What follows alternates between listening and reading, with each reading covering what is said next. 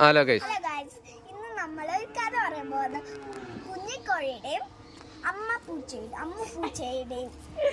പണ്ട് ഒരിടത്ത് കുഞ്ഞിക്കോഴിയും അമ്മ പൂച്ചയും ഉണ്ടായിരുന്നു.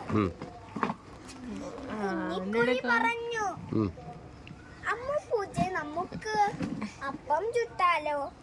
അന്നേരം അമ്മ പൂച്ച പറഞ്ഞു, എനിക്കൊന്നും വയ്യ, ഞാൻ പോവാ. അപ്പോൾ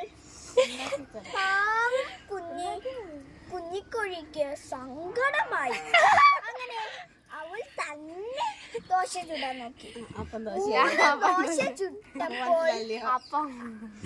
ദോശ ചുട്ടപ്പോൾ ഗ്യാസ് തീർന്നു. വിറക് എടുത്തോണ്ട് വരാൻ പോയി വെളിയിലേക്ക്. അന്നേരം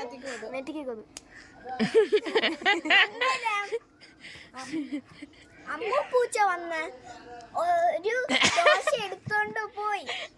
പോവാനെടുത്ത് കുഞ്ഞിക്കോഴി അത് കണ്ടു. കുഞ്ഞിക്കോഴി വേഗം വന്ന് അവനെ വഴക്ക് പറഞ്ഞു.